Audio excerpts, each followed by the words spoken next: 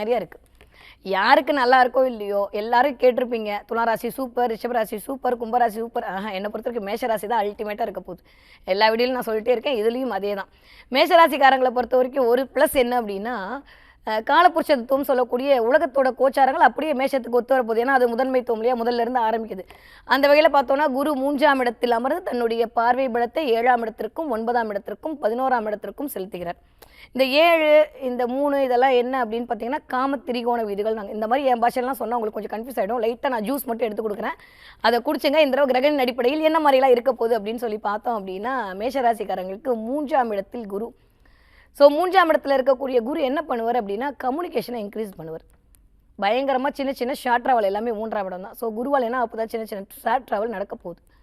உங்களுக்கு மட்டும் இயல்பானு சொல்லிட்டா, இப்போ நான் ஒரு முயற்சி போடுறேன் இல்லையா, நான் ஒரு திட்டமிடுறேன். அந்த திட்டம் வந்து என்னுடைய ஆப்போசிட்டில் இருக்கவங்க இல்லை என் பார்ட்னர் மூலமாக இல்லை சமூகத்தின் மூலமாக அது அங்கீகாரம் செய்யப்பட்டு அது நல்ல ப்ராடக்ட்னு சொல்லி அதுக்கப்புறம் அது நல்லா விற்று அதுக்கப்புறம் எனக்கு லாபம் வந்தால்தான் அந்த ப்ராஜெக்ட் சக்ஸஸ். கரெக்ட்?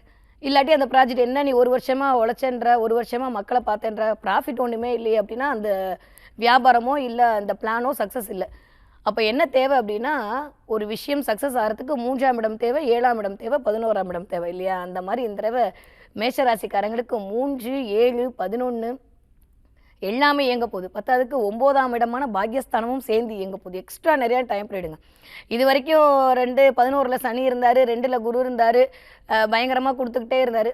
ஆமாம், நம்புவோம், கொடுத்துக்கிட்டே இருந்தார். அப்படி மிச்சம் மீதி யாருக்காவது கொடுக்காமல் இருந்தது அப்படின்னா அதையும் இந்த தடவை இந்தான்னு குரு உங்களுக்கு கொடுக்கக்கூடிய காலகட்டமாக தான் மேஷராசிக்காரங்களுக்கு சூப்பராக இருக்க போகுது.